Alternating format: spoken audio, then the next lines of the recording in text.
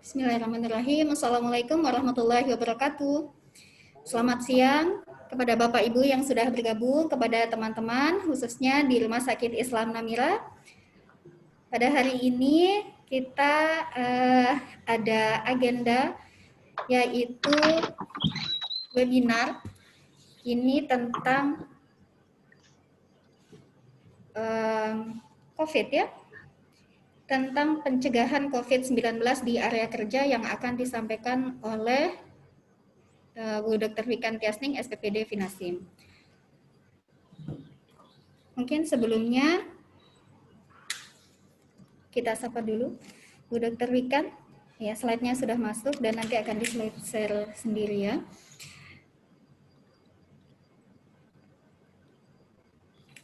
Suaranya terdengar. Baik, terima kasih.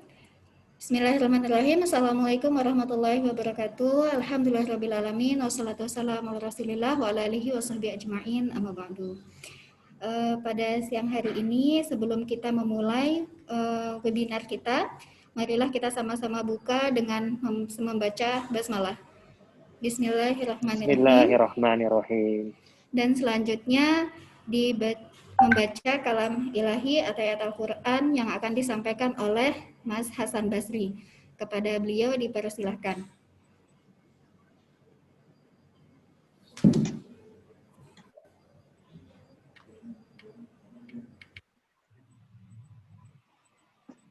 Assalamualaikum warahmatullahi wabarakatuh. Alhamdulillah wabarakatuh.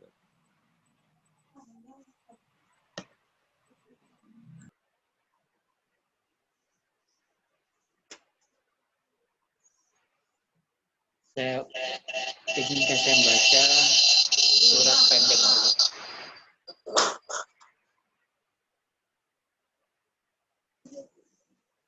A'udzu billahi minasyaitonir Itu apa terlalu berdekatan itu gadgetnya. Ada yang terlalu dekat. Atau mungkin pakai dua ya, Mas Hasan ya? Belum.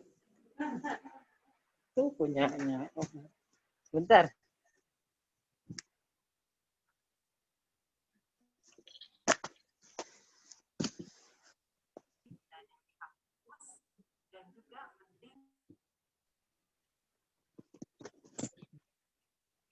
A'udzu billahi minasyaitonir rajim. Bismillahirrahmanirrahim.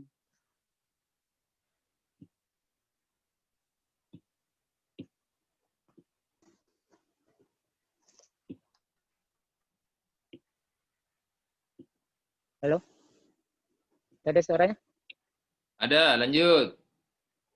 Ada. Ada.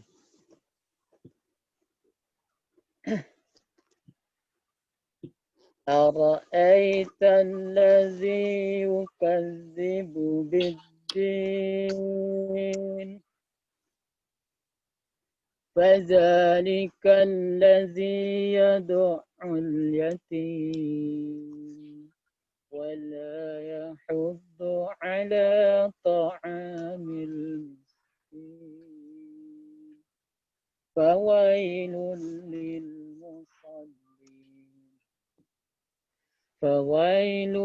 للمصلين الذين هم عن صلاتهم ساهون الذين هم يراءون ويمنعون الماعون Sadaqallahul azim. Assalamualaikum warahmatullahi wabarakatuh. Waalaikumsalam warahmatullahi wabarakatuh. Jazakallahu khair kita ucapkan kepada Mas Hasan Basri atas pembacaan tilawah Al-Qur'annya. Selanjutnya kita langsung saja untuk penyampaian materi yang akan disampaikan oleh Bu Dr. Wikan Tiasning, SPPD Finasim. Kepada beliau dipersilahkan. Screen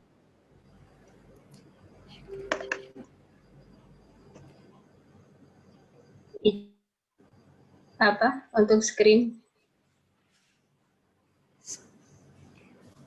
Mau di-screenkan dijadiin Bu Dokter langsung? Dokter Wikan dijadiin co-host. Kalau juga boleh. Screen. Saya boleh, Dokter Al. Oke.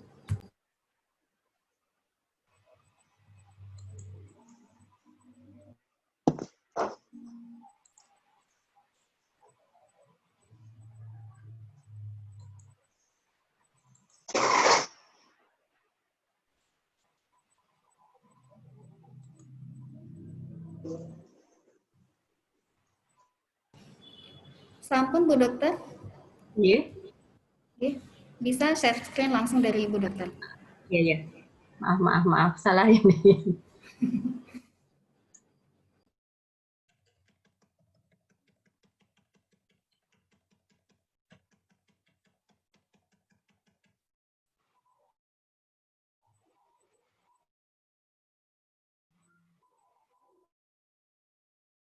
Sebentar.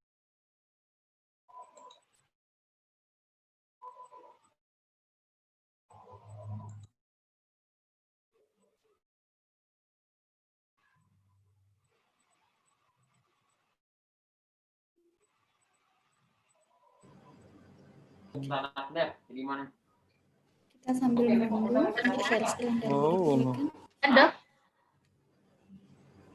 sudah terlihat? Belum Bu Dokter? Belum terlihat.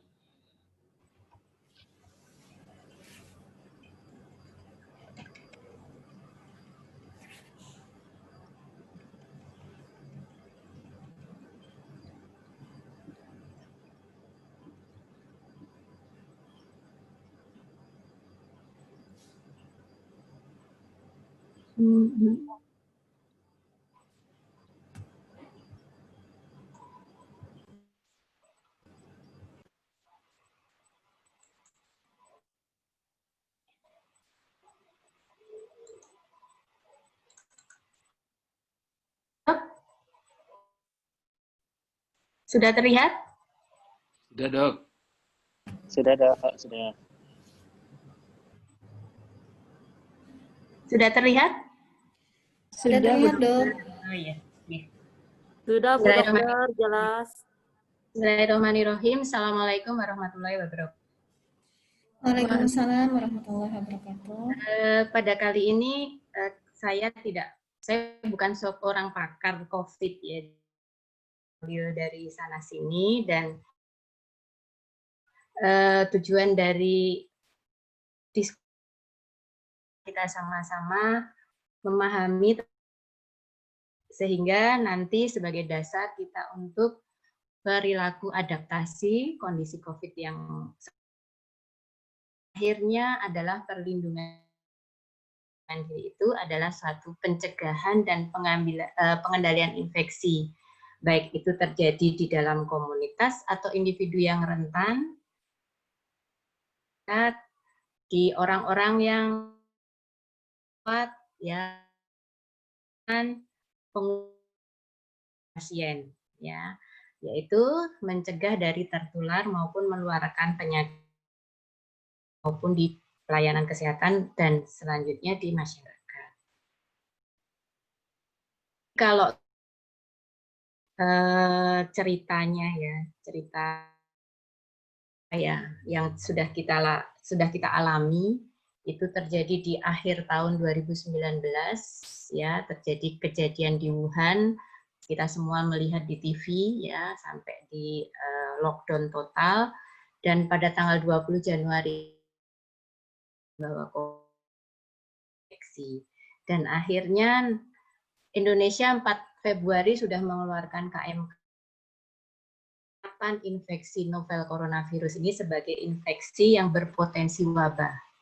Dan pada waktu itu kita masih berpikiran itu terjadilah di luar negeri, nggak mungkin ya masih aman-aman saja. Ternyata tanggal 2 Maret itu Indonesia sudah melaporkan 2 kasus confirm COVID-19. WHO menetapkan pandemi COVID 11 Maret, ya, dan selanjutnya kejadian-kejadian itu berlanjut, awalnya ke negeri, kemudian menjadi Indonesia, dan ini masih di kota-kota besar. Kemudian ada Kepres dan nomor 11 tahun 2020 yang menetapkan bahwa COVID itu adalah kegawatan kesehatan masyarakat. Ya. Akhirnya akhir Maret mungkin masih kasus impor dari Jakarta. Ya, sempat juga terjadi kegaduhan ya di rumah sakit karena ada komplain dari masyarakat karena stigma terhadap tertentu di mana terjadi kasus COVID. Kemudian dilanjutkan Kepres tanggal nomor 12 itu bahwa COVID sebagai bencana. Dan sampai sekarang kasus-kasus ini pada awalnya menjadi berupa kasus impor dari luar negeri, kalau di NTB ya dari kota-kota besar, sehingga anamnesa di kota besar, ini akhir kata menjadi transmisi lokal. Artinya apa? Penularan langsung dari orang di wilayah tersebut. Jadi orang NTB yang menularkan orang NTB. Bahkan akhir-akhir ini terjadi transmisi klaster-klaster, yaitu klaster keluarga, klaster rumah sakit, klaster kantor, dan sebagainya.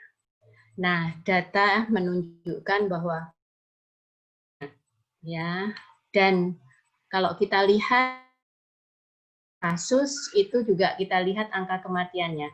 Kalau dunia itu 2,9, Indonesia masih 2,66. Ini saya ambil terakhir karena ini berencana mau maju waktu itu. Kemudian NTB 6, jadi masih lebih tinggi dari nasional dan juga dari internasional. Pertanyaan berakhir, banyak prediksi pada awal-awal pandemi itu kalau kita intervensinya tidaknya ada di September, tetapi ini udah tinggi sekali. Medium ini maka puncaknya di bulan, bahkan di negara-negara yang sudah di awal gelombang ada lagi kasus di second wave. Jadi ya tahu ya kondisi ini harus kita adaptasi. Bahwa kita harus mempunyai ya ini paling tidak, karena kalau kita nunggu deh nanti pandemi, nunggu deh gini, ya kita nggak tahu pandemi itu kapan. Untuk kasus-kasus epidemiologi itu kita menganut tiga segitiga ya, yaitu agen infeksi, hostnya. Jadi ini harus timbangan ini sekarang apa? Virus. Nah, tinggi. Maka meningkatkan ketahanan. Kemudian lingkungannya, melalui penularan. Dia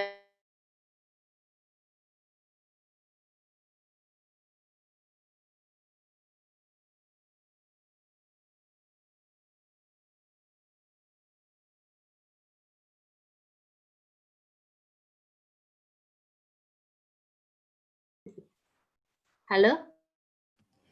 Ya, screen-nya nggak muncul, Bu Dokter. Ya, Dok.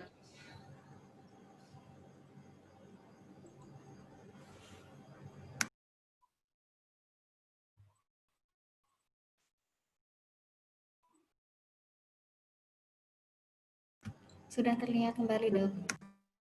Sudah ya. Kalau kita pandemi gini, ya apa yang harus kita kerjakan? Ya, kita sudah tahu bahwa semua itu dari Allah, itu ada yang tidak kita suka, ya, kita, dan harus mempunyai ilmu, ikhtiar, bagaimana bisa survive. Ketiga, ya, agen, host, dan reservoir. Nah, ini harus dalam kondisi keseimbangan. Dan masuknya atau transmisinya itu melalui pintu masuk maupun pintu keluar ke sini. Nah, ini agennya seperti yang bisa yang menyebabkan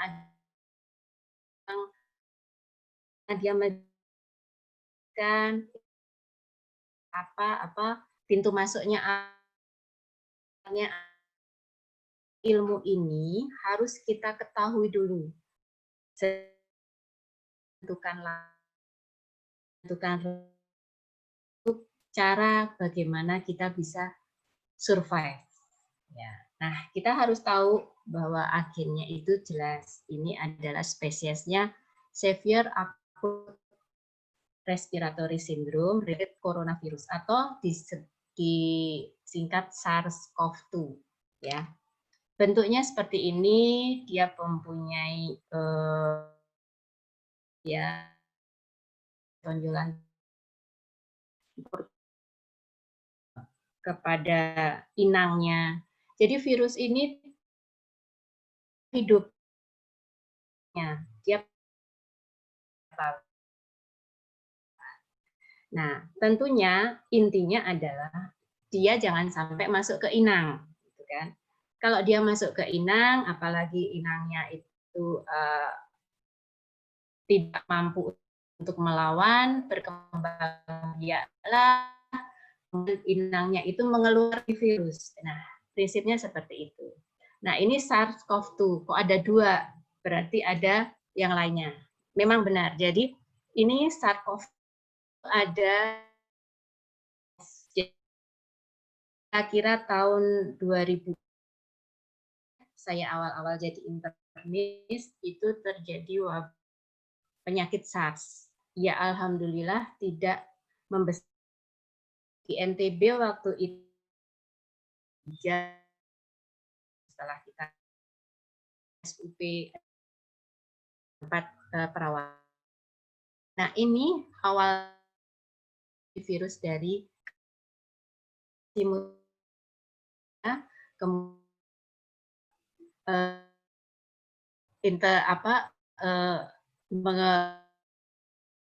setelah itu dari rakon atau dog. Kemudian mutasi ke manusia. Nah, kemudian setelah itu ada MERS, ya. Ini perantaranya unta. Jadi pada waktu itu sempat terjadi jemaah umroh, haji segala macam itu terjadi kasus-kasus MERS. Maka waktu itu kita dilarang dekat-dekat dengan unta, ya. Nah, ini SARS ini dulu banyak kalau di Asia Tenggara banyak di Singapura kalau nggak salah saya. Jadi di Singapura itu sudah tertata ya manajemennya untuk mengantisipasi SARS. Kemudian di Taiwan, ya Taiwan dulu kena dia SARS yang berat lah. Sehingga Taiwan itu segala fasilitas rumah sakit sudah mereka lengkapi dengan fasilitas-fasilitas ICU dan lain-lain. Rumah-rumah sakit swasta sudah dibuatkan sama pemerintah seperti itu dan dilanjutkan oleh pelayanan oleh swasta, tapi pemerintahnya memberikan fasilitas-fasilitas. Masyarakatnya sudah terdidik. maka kita tidak mendengar kasus yang melonjak di Taiwan. Padahal posisi Taiwan itu ada di dekat dengan Hong Kong, Tiongkok. Hong Kong sekarang. Jadi kalau kita mau ke Taiwan mesti transit itu di Hong Kong. Tapi mereka begitu ada COVID ini, dia sudah tahu apa yang harus dilakukan. Mereka sudah, masyarakatnya sudah terdidik, perilakunya sudah terdidik sehingga tidak kewalahan. Ya. Nah, akhirnya ini menjadi SARS-CoV-2, ya. Dan ini kita belum tahu dari mana mutasinya dari kelelawar sampai ke manusia. Ini gambaran strainnya corona. Jadi tadi kan ada spesiesnya. Strain itu bermacam-macam. Ada strain A, B, C. Masing-masing mempunyai sifat. Strain A banyak ditemukan di Australia. B itu banyaknya di luar Cina. C di Singapura. Bahkan beberapa waktu yang lalu saya baca di jurnal sudah ada strain D. Dan D itu disinyalir dia penularannya lebih cepat. Tapi moga-moga virulensi atau kefatalannya tidak berat. Dan itu di Jakarta, Surabaya, Yogyakarta. Ya, itu dari yang pernah saya baca. Nah, ini penyebarannya masing-masing daerah mempunyai strain yang berbeda-beda. Ya, ini semua kena manusia. Sangat-sangat cepat sekarang ini. Kita bisa di makan siang di Brussels, makan malam di Perancis. Itu bisa terjadi.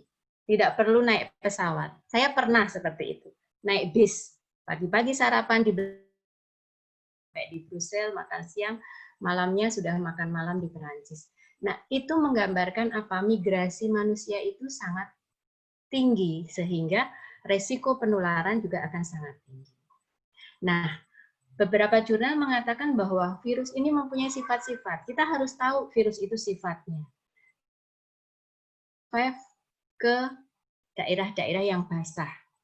Ya, juga ada ini beberapa penelitian, ini resume dari beberapa penelitian.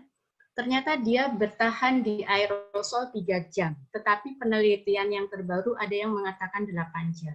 Jadi aerosol itu gas, gitulah, partikel-partikel kecil yang terbang-terbang ke dalam ruangan, ke dalam ini dia bisa bertahan segini, melayang-layang lah. Kemudian di di tembaga dia bisa bertahan sampai 4 jam. Di cardboard itu di dus-dus ya, kertas, dus-dus itu bisa sampai 24 jam.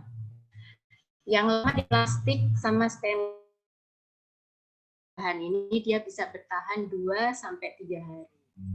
Nah, ini dengan cara apa? Untuk survival lingkungan, ya.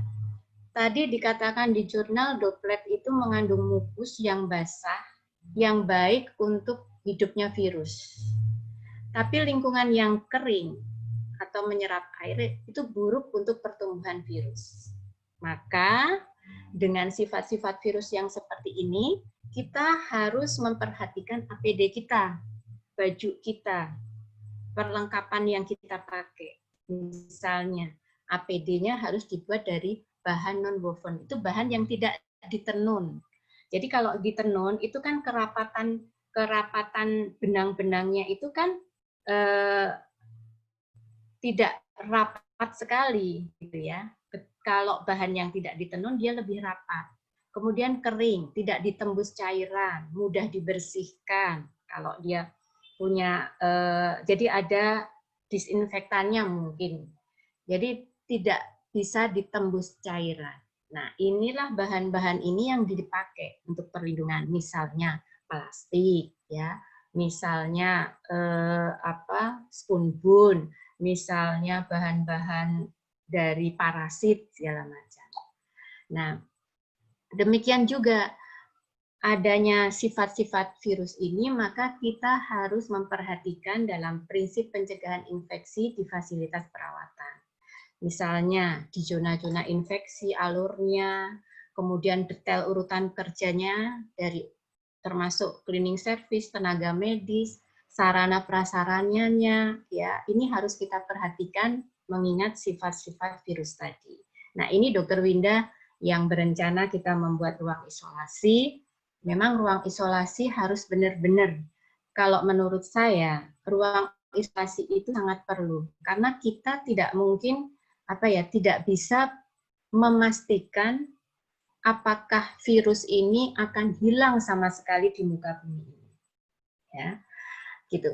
Sehingga suatu saat mungkin pandemi sudah dicabut, suatu saat mungkin infeksi itu akan ada. Sehingga ruang isolasi itu mutlak diperlukan di suatu rumah sakit.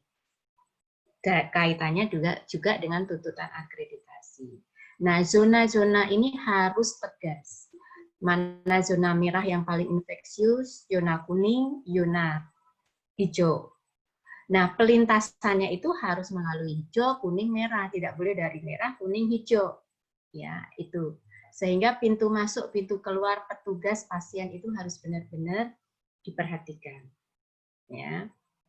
Sehingga harus ada detail khusus, detail ya, SOP-nya itu secara detail, SOP cleaning service, SOP paramedis ya, apa yang boleh dilakukan di hijau, kuning, merah, urutannya, jalurnya, kapan cuci tangannya, bagaimana pembuangan limbah medisnya, bagaimana pembersihan ruangannya.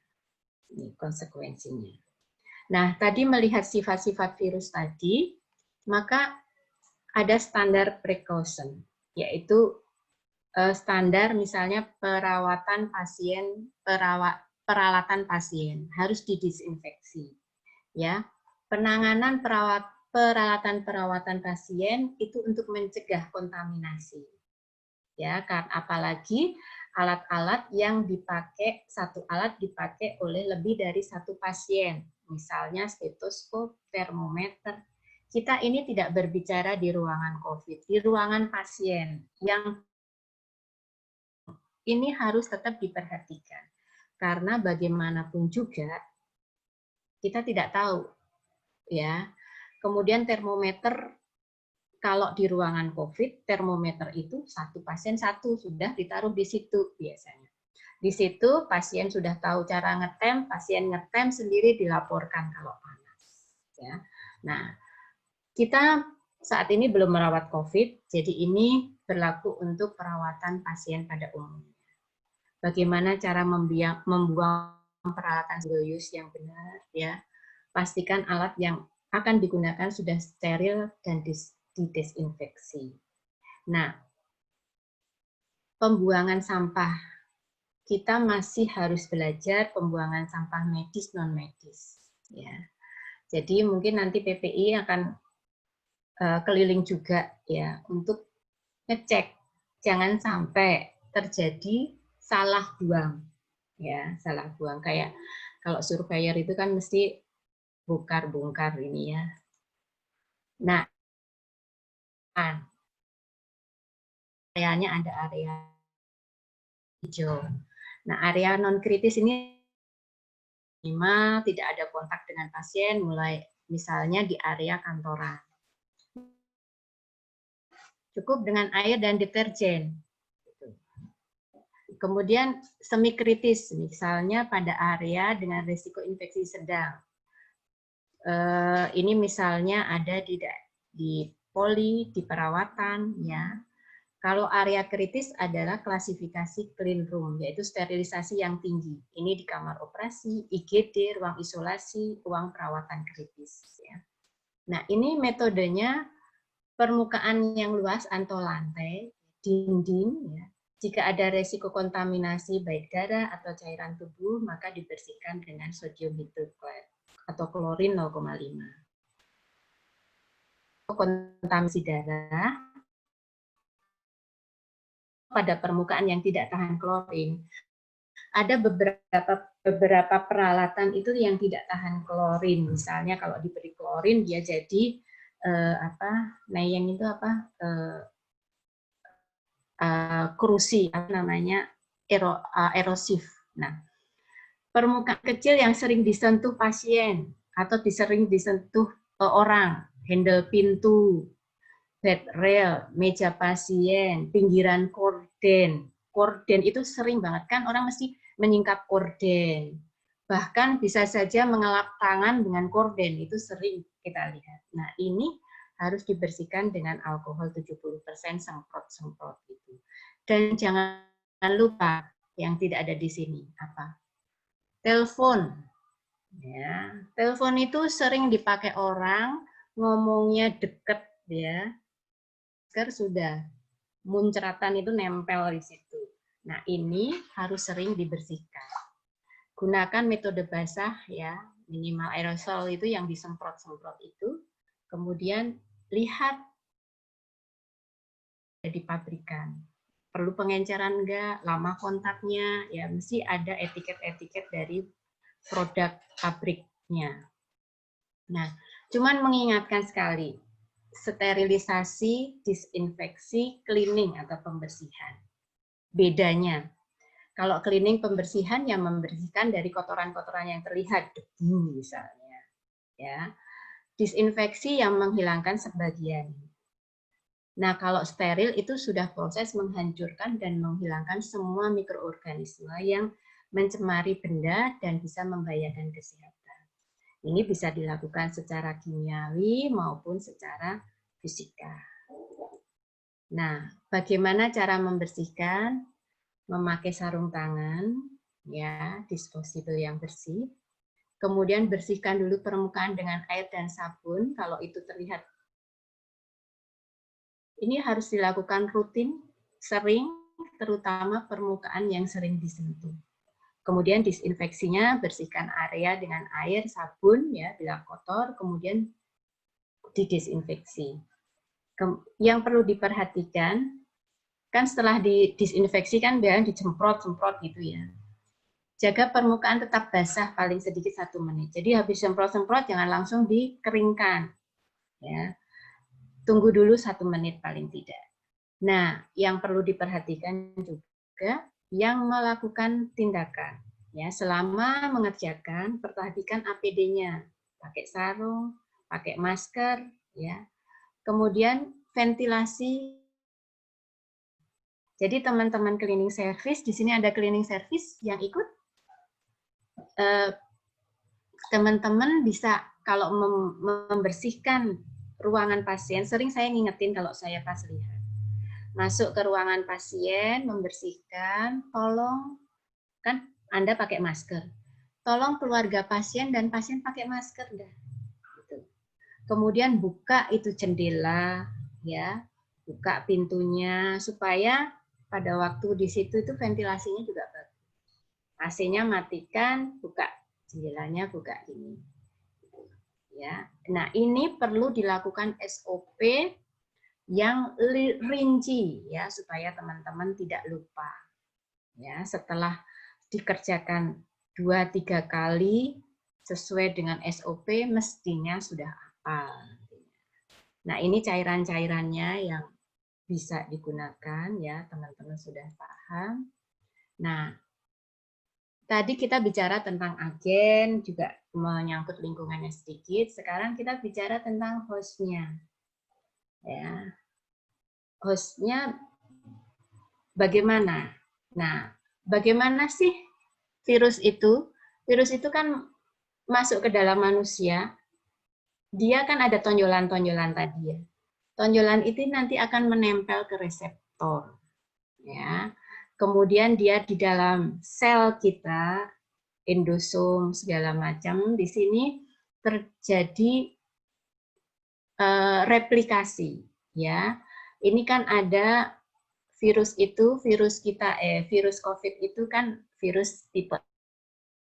Itu sudah ada genomik. Genomik itu adalah urutan protein-proteinnya. Ya. Maka dia ditranslasi dulu atau diubah dulu. Dibaca, kemudian direplikasi. Ya, disusun lagi, kemudian setelah tersusun jadi virus lagi, keluarlah. Ya. Nah, bagaimana terjadi di sini? Ini ilmunya banyak sekali, sehingga mungkin kita akan membicarakan bagaimana sih virus itu kalau sudah masuk ke manusia. Kok ada yang meninggal, ada yang tidak bergejala sama sekali. Nah, virus itu sangat tergantung dengan sistem kekebalan kita, sistem imun. Sistem imun itu apa sih? Sistem imun itu ya ada sel-sel, ada banyak struktur biologis yang bertanggung jawab atas imunitas.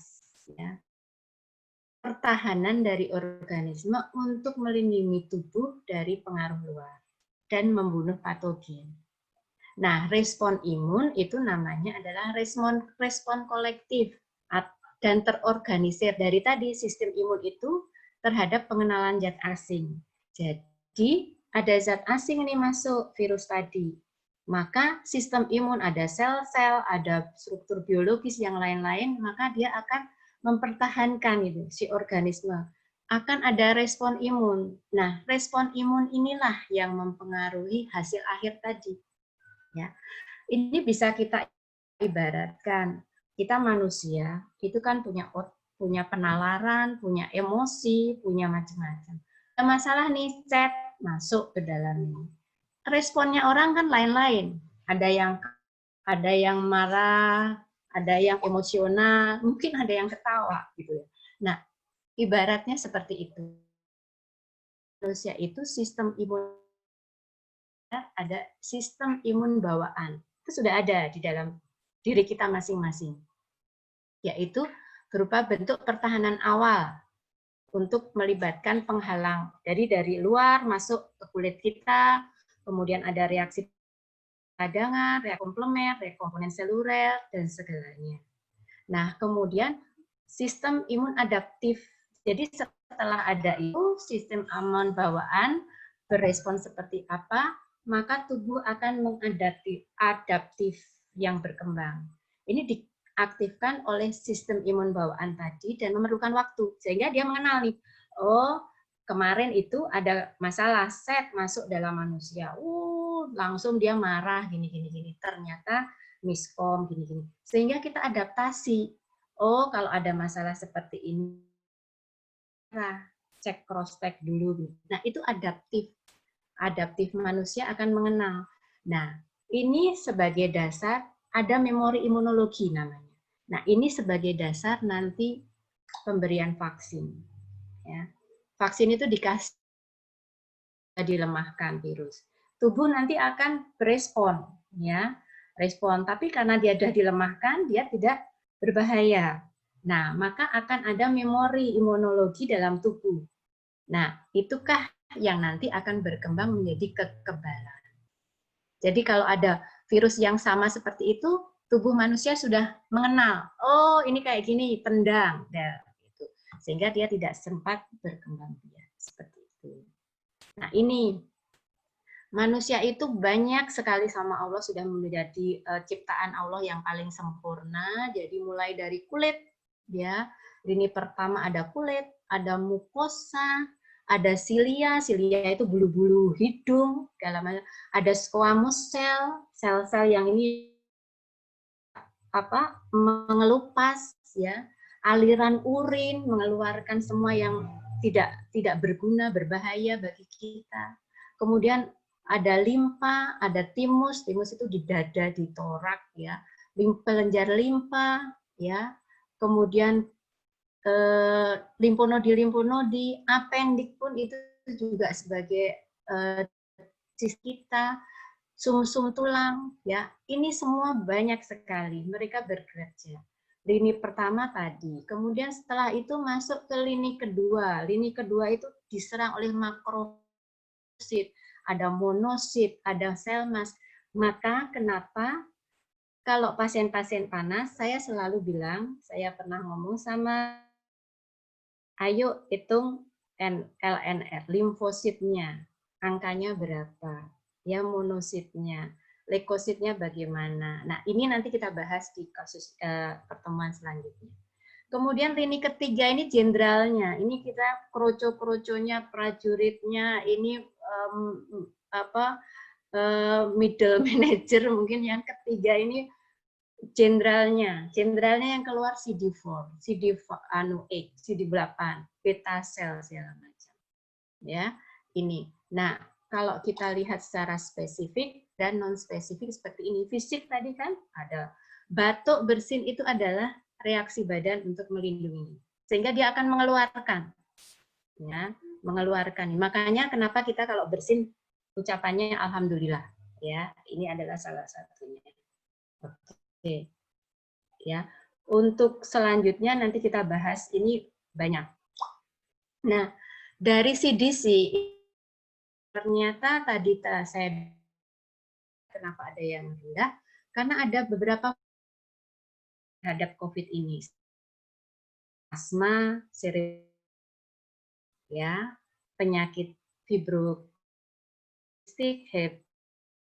kompromis itu misalnya lupus, ya, kemudian segala macam, kondisi neurologi,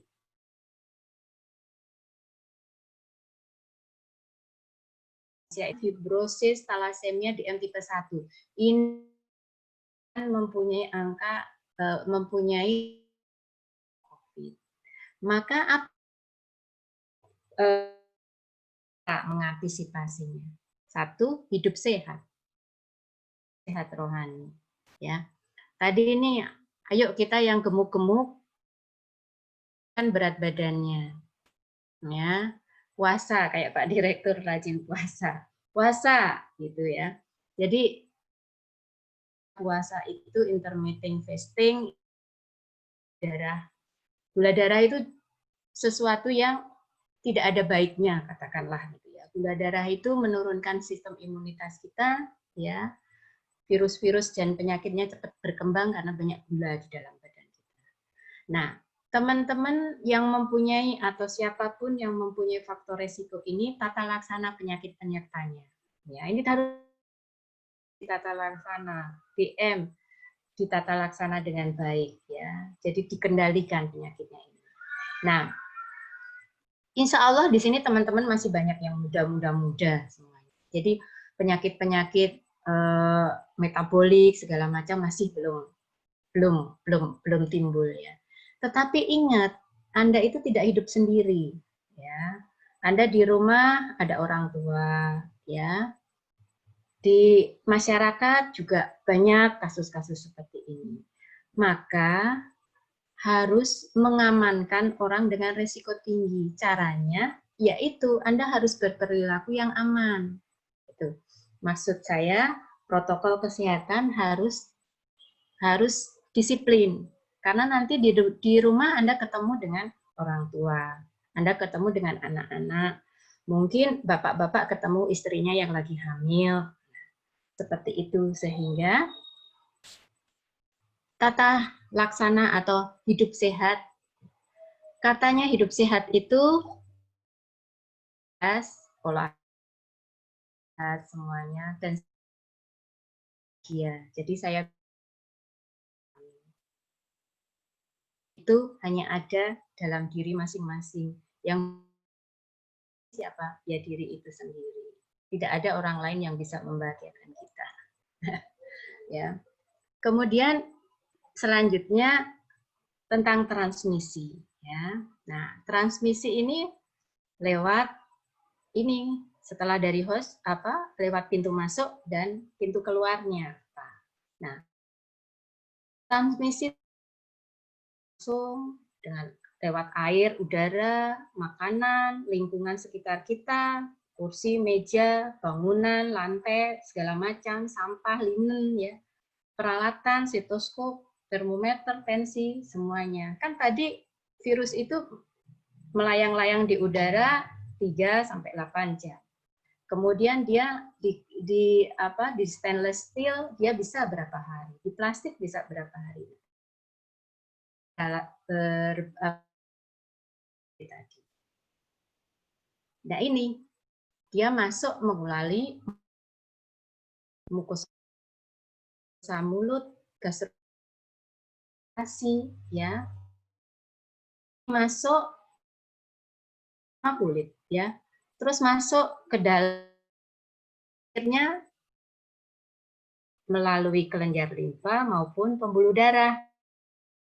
Nah, tadi bereplikasi berkembang biak tadi kan. Kemudian terutama pada sel C2.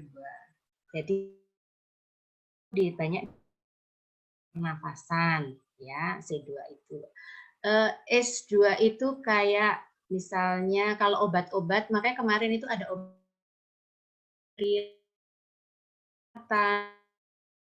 pemakaiannya karena juga dia ya, tetapi penelitian yang valid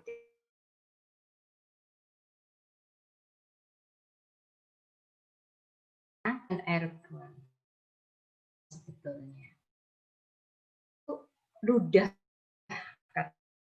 katakanlah kalau kita ngomong keluar nyemprot semprotannya itu, dia akan lebih gampang jatuh ke bawah karena gravitasi jauh.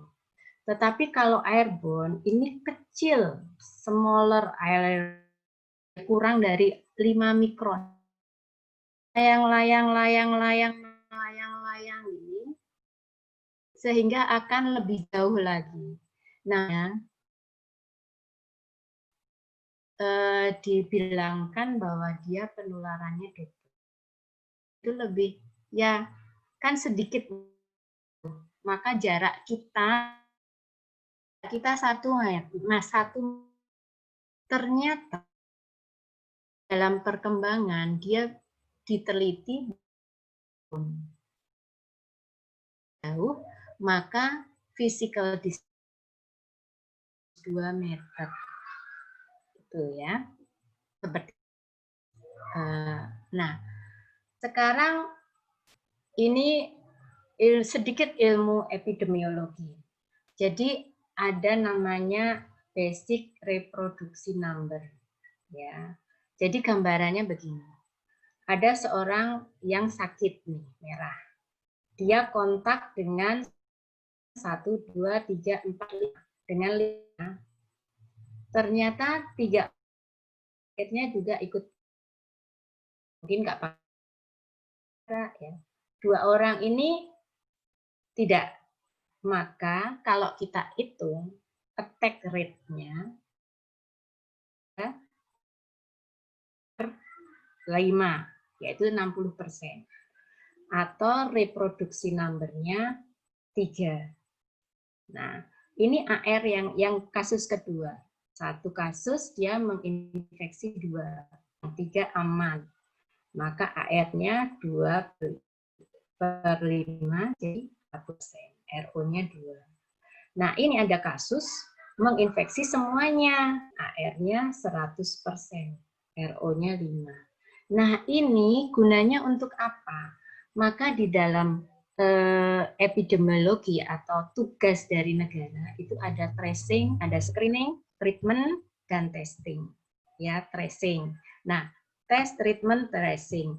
Nah, tracing ini kita untuk melihat ini. Ternyata misalnya ada kasus yang positif, kita tracing 5 orang, ternyata 5-5-nya itu positif, itu berarti attack rate-nya sangat tinggi, sangat berbahaya penularannya. Gambarannya begitu. Nah, natural history-nya kan begini, ada yang infeksi, person A terinfeksi. Nah, akan ada masa inkubasi, itu adalah masa infeksi sampai timbul simptomnya. Ya. Nah, ada simptom, tapi dia delay, jadi dia telat, tidak langsung diisolasi. Ya, baru di sini dia diisolasi. Dia sudah kontak dengan person B dan C, maka person B dan person C terinfeksi. Ya. Bahkan sekarang ada namanya Presimptom. Presimptom itu di sini. Jadi sebelum simptom, di masa inkubasi, tapi belum timbul gejala, itu sudah bisa menularkan. Maka kenapa disuruh tes itu cepat-cepat, di screening, di ini, supaya ini dia sudah positif, tapi belum ada simptom, ya, tapi dia sudah beresiko menularkan. Nah, person B ini begitu tahu dia positif, dia langsung masa inkubasi, dia langsung isolasi, ya. Maka dia tidak akan menularkan ke yang lain. Nah, C ini tidak di-trace, ya, ini kan di tracing, tahu gitu kan. Oh, langsung dia langsung di tracing, langsung tahu positif. Aku belum ada gejala tapi isolasi. Nah, terus tidak infeksi. Nah, yang C ini tidak di tracing, dia tahu terus infeksi. Masa inkubasi, ini kan sebelum simptom, dia sudah bisa menularkan ke person D. Setelah ada simptom, dia menularkan person E, person F, baru dia diisolasi. Jadi ini delay isolasi. Maka pentingnya isolasi itu seperti itu. Dan yang ditakutkan orang itu kan isolasinya. Karena tidak boleh ditengok, tidak boleh ditungguin sendirian. Nah, itu yang menjadi kasus. Nah, ini tadi prediksinya. Prediksi bulan Februari yang lalu ya, ternyata kasusnya tambah banyak lagi. Nah, ini tadi yang saya bilang, bahwa tugasnya adalah tes, tracing, treatment, dan treating. Nah, ini kalau kasus per hari ini bisa diprediksi nanti kasus per hari berapa, peluang orang kontak dengan dia berapa, jumlah rata-rata orang yang bertemu dengan pasien COVID berapa. Sehingga nanti akan ada rumusnya seperti ini, dan contohnya misalnya orang yang di kasus yang tanpa physical distancing, tanpa masker, riwayat kontak sehari ini, maka peluang penularan itu kalau tanpa distancing, tanpa masker, ya. Nah, maka dari 10 orang ini yang mungkin positif nanti jadi 1 orang. Hari ke-45 itu ada 250 orang. Berapa jumlah orang hari pada hari ke-50 ya, 5 hari rumusnya. Jadi bisa diprediksi. Kegunaan di sini secara epidemiologi dan untuk mempersiapkan rumah sakit. Ya, ini jadi segini. Coba kita bahas yang memakai masker dan physical distancing. 622 orang. Nah, inilah kenapa 3M itu penting. Ya. Nah, kita kerja di rumah sakit, itu sebetulnya kewaspadaan atau precaution itu sudah sejak dulu sebelum ada COVID. Ya. Sudah sejak dulu. Ya. Lapis pertama ada kewaspadaan standar. Ada kebersihan tangan, ada penggunaan APD, kapan kita pakai handscoon, kapan kita pakai ini, ada penyuntikan yang aman itu bagaimana, ada penempatan pasien, ya pasien infeksi ditempatkan di mana, non infeksi di mana, pasien imunokompromis di mana, ada penata laksanaan linen, bagaimana cara membedakan linen infeksius dan linen non infeksius, ada etika batuk, ada pengelolaan limbah, benda tajam, ada pengendalian praktek lumbal fungsi, ada alat kan, dan ada K3R. K3R. Ini semua sudah kita lakukan sejak dulu. Nah, sekarang dengan adanya COVID, maka ditambah. Sudah membekas di badan, sudah tidak perlu lagi diajarkan, sudah pintar. Nah, sekarang adanya COVID, maka perlu lapis kedua atau tambahan, yaitu kewaspadaan berbasis transmisi, yaitu berbasis penularan. Penularan itu kan bisa kontak, bisa droplet, bisa airborne. Ya, ini dulu COVID masih di droplet, ya, tapi sekarang juga sudah ada di airborne, ya, gitu. Sehingga tata laksana atau peralatannya juga harus menyesuaikan. Ya, jadi dasarnya ini. Kalau teman-teman di etika batuk karena ada kopi batuk itu tidak jalan. Gitu. Nah, standar perkosennya, lakukan kewaspadaan standar pada semua pasien, walaupun belum ada suspek atau konfirmasi infeksi. Jadi lebih aman kita dengan pasien seperti itu, kita dengan mungkin bukan orang lain, juga kan lebih aman. Ya. Sekresi cairan tubuh, luka, maka harus ada APD yang lebih khusus. Nah, ini yang perlu kita pikirkan atau kita ini kan adalah seragam atau pakaian kerja wanita. Ya, saya sering melihat teman-teman kan jilbab itu panjang, ya, jilbab itu panjang. Kalau tadi kita lini pertama itu kan sudah tidak menyentuh cairan tubuh dengan, nah, tentu saya fungsi jilbab itu apa ya, ngelewer menjuntai ya, gitu ya. Jadi mengenain kemana-mana. Nah, ini sebetulnya sudah mungkin 2 tahun sebelum sudah habis akreditasi itu saya sama Mbak bagaimana sih ya pakaian yang tetap besar ini, namun maka kemarin usulkan sama Mbak Aulia untuk pakai gown, gownnya tidak kemana-mana.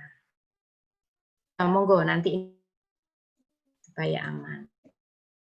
Nah, Jin ini sudah tidak perlu kita ulang ya, kita ulang 5 momen juga 6 langkah 5. Kemudian ini juga ditambah sebelum dan sesudah memakai sarung tangan, karena kan kita selalu pakai sarung tangan sekarang. Antara 2 prosedur yang berbeda pada pasien yang sama, ya itu juga harus. Infeksi prevention dengan hand hygiene. Ini bisa dengan air mengalir, dengan hand scrub. Ini juga jauh sebelum COVID sudah pinter harusnya. Ini cuman mengingatkan lagi di tangan dengan air sabun. Kemudian ini cara melepas sarung tangan, ya, dan bagaimana membuangnya. Ini hanya mengingat saja. Nah, ada beberapa tambahan.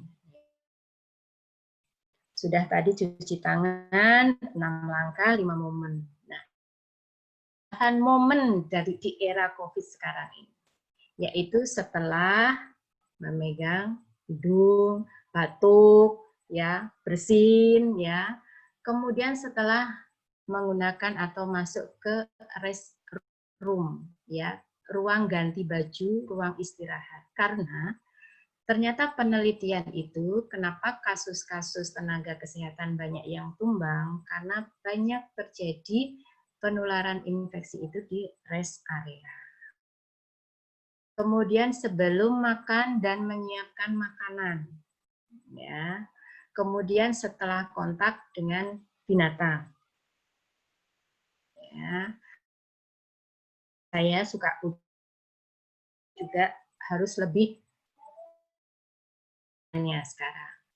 Sebelum dan setelah rutin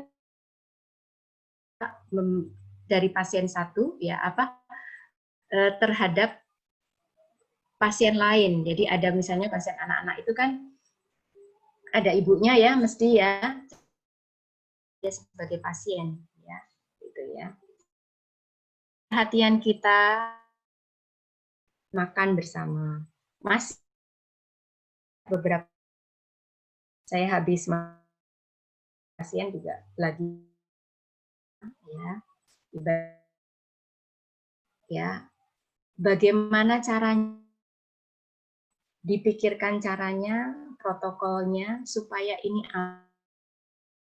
karena makan bersama masker sama kemudian mesti ngobrol makan bersama-sama diam-diaman itu jarang sekali mesti ngobrolnya juga nanti mesti berjorak-jorak dengan ketawa-ketawa ya. Nah itu yang perlu kita perhatikan.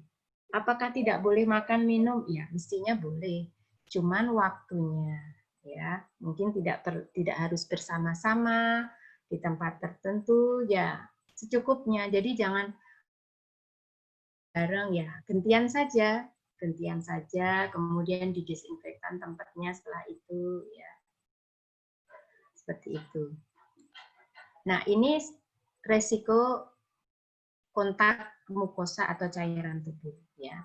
Sarung tangan ya sebelum prosedur yang melibatkan kontak dengan ini ya sebelum menyentuh benda yang terkontaminasi ganti sarung tangan bila menyentuh benda infeksi misalnya feses, cairan luka ya terus diganti.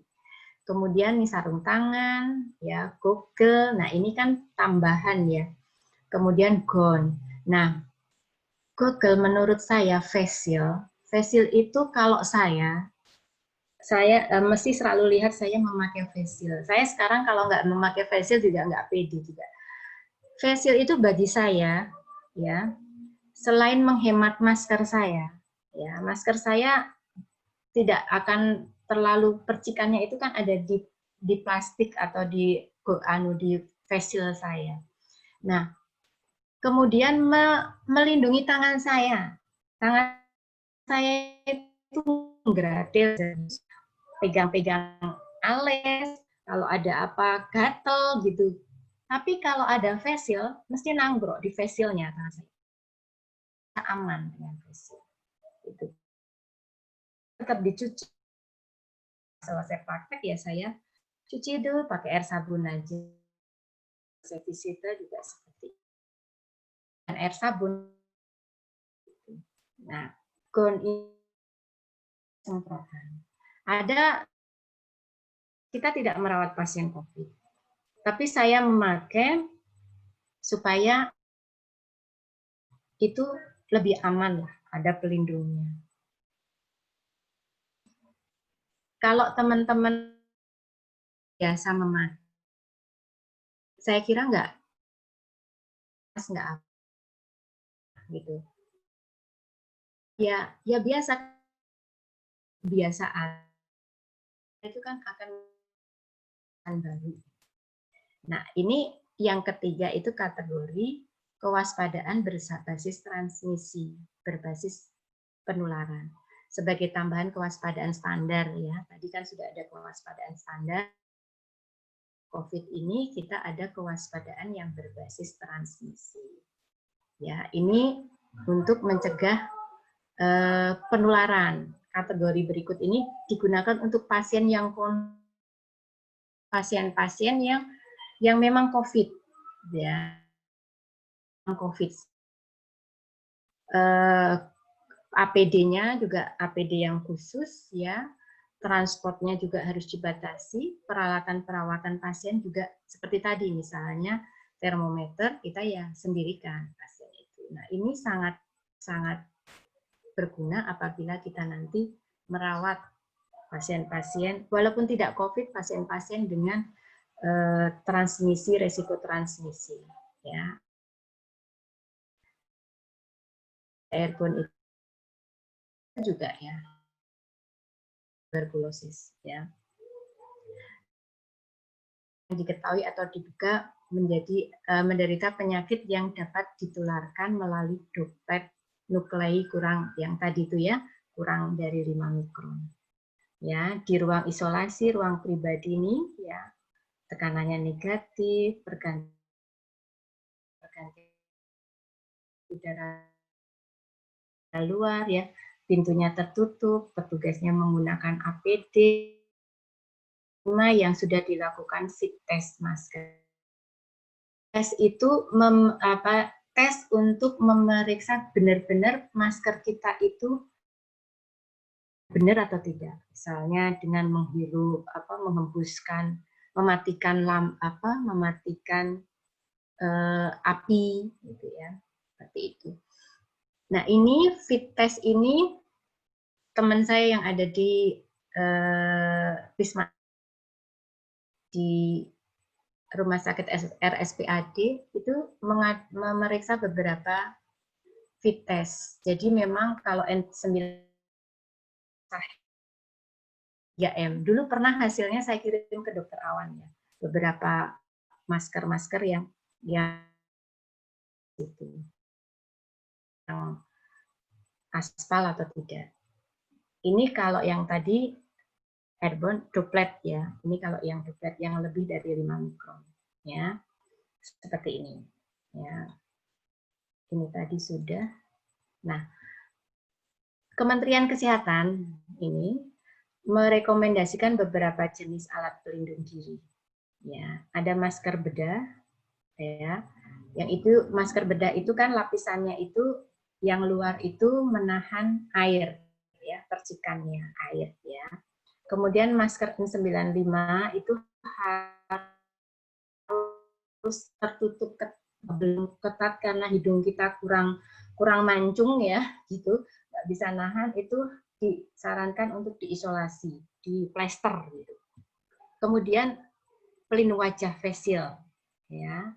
Pelindung mata, focus harus menutup erat area. Jadi mata harus erat tertutup.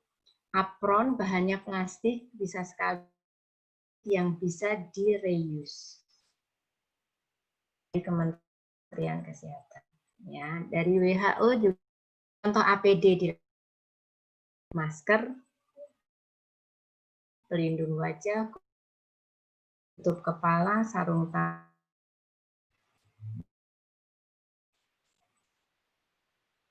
Ini adalah PD yang sesuai. Screening itu ya. Ini yang memakai spesimen ya. Memakai pelindung ya. Kemudian ya. Kemudian yang merawat terkonfirmasi itu saya kira sudah ya. Nah, Kementerian Kesehatan kemarin mengeluarkan tentang pemakaian coverall ya, seperti ini. Itu dibilangkan di WHO, COVID-19 adalah penyakit pernapasan yang berbeda dari Ebola, virus Ebola. Ebola itu ganas banget, yang ditularkan melalui cairan tubuh terinfeksi. Oleh karena terdapat perbedaan dalam persyaratan APD berbeda. Ini kan kita dulu itu pakai ini, ya awal-awal COVID kayak gini. Sebenarnya ini APD waktu wabah Ebola. Spesifik APD Ebola. WHO itu kalau ini, namun ada ya, namun dalam situasi wabah konfirmasi positif yang penggunaan coverall area perlindungan. Jadi tetap disarankan bila kita merawat kasus COVID. 95 yang di luarnya juga boleh. Jadi kalau kita di luarnya dilapisi dengan 95 boleh di-reuse. Ya, dapat dibuka banyak copot boleh di-reuse. Reuse-nya ini pakai kantong-kantong seperti ini.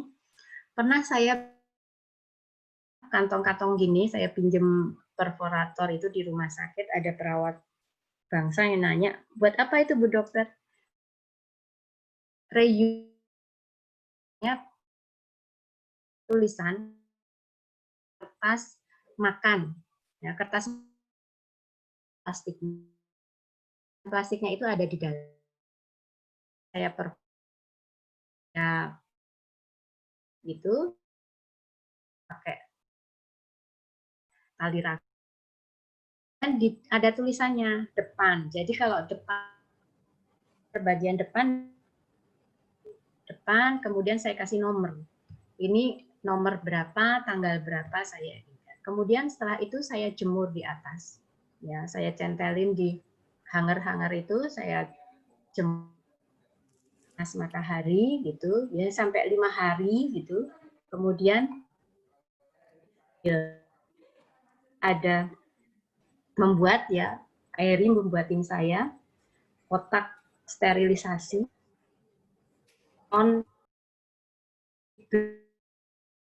pasang di, jadi di steril sebentar aja 5-10 menit, kemudian saya pakai lagi ya. Kerjakan dari sini. Kemudian rekomendasi alternatif. Jadi alternatif memakai face shield di sini itu lebih awet. Itu ya. Pakai ya di sini. Ya. Kemudian awet. Ini pakai face shield. Face shield itu ngawetkan masker kotor. Nah, penggunaan APD harus memenuhi 4 unsur. Tetap diindikasikan untuk pertimbangan ya, resiko dinamika transmisi ya, kita harus lihat kontak ya. Jadi harus pakai apa ya pada kasus-kasus airborne, tindakan yang memicu aerosol ya, misalnya itu nebulizer segala macam, itu memang harus. Saya udah awal-awal COVID bilang sekarang nebulizer sangat jarang. Kemudian harus tahu cara memakai pas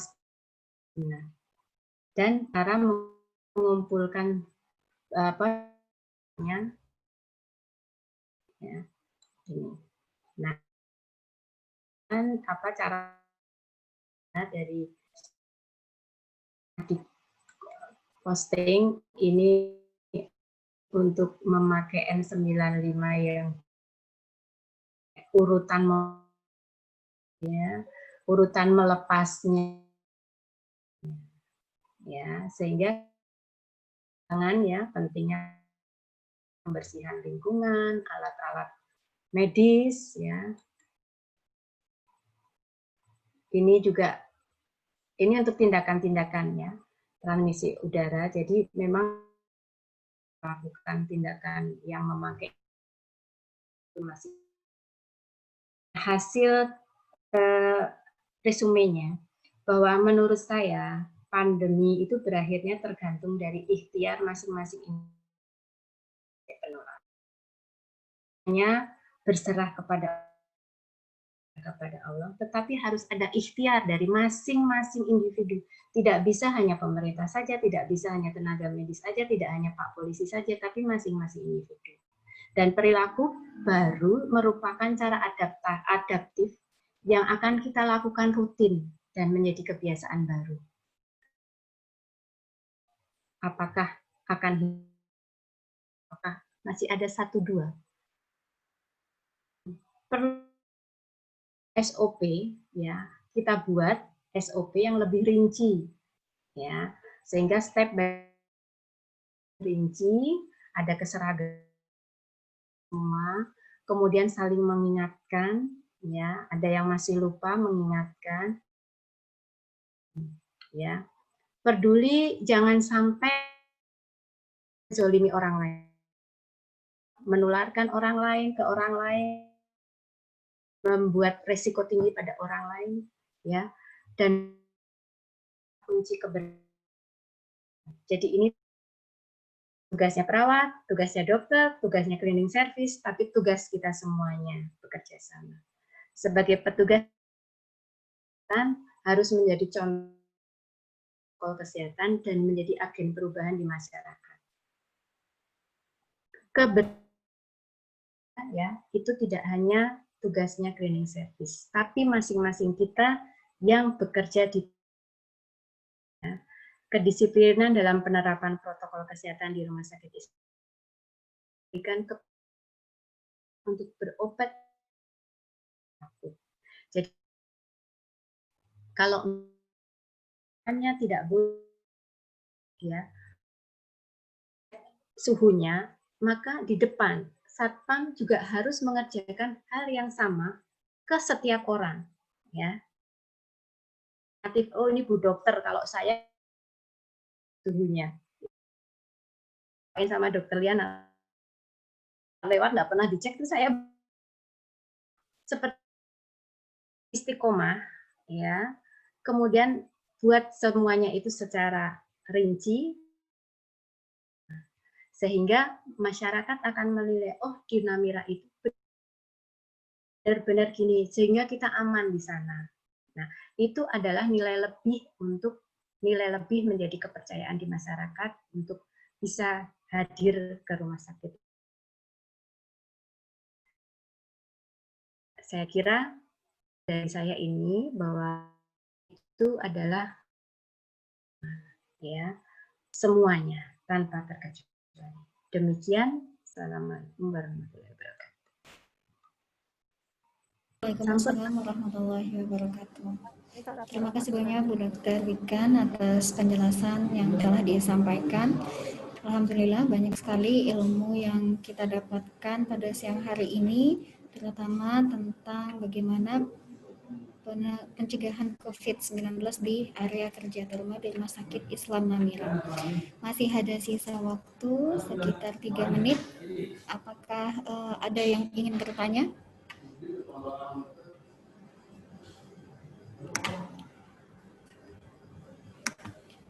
Baik, mungkin terhubung waktu Bu Dokter atau Pak Direktur, Pak Dokter Burhan atau Pak Dokter Andro, ada yang ingin disampaikan? Kami persilahkan. Ya, terima kasih Dr. Wikan tadi sudah menyampaikan ini ya tentang COVID ini.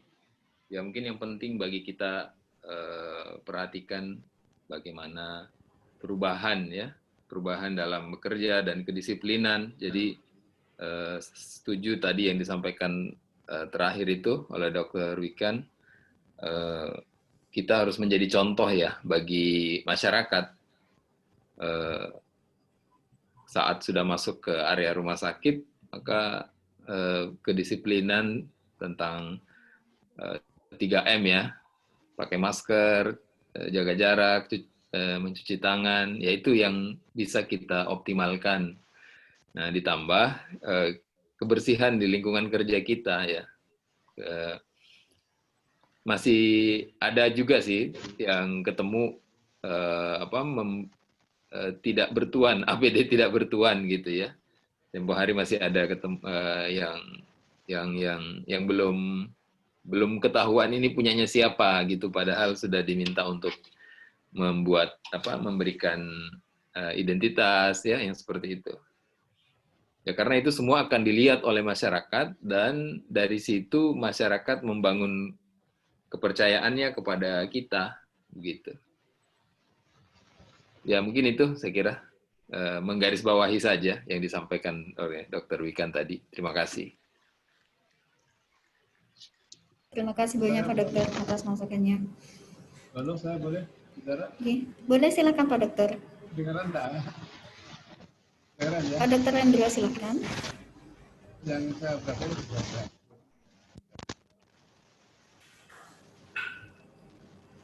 Suaranya kurang jelas Dr. Andro di sini.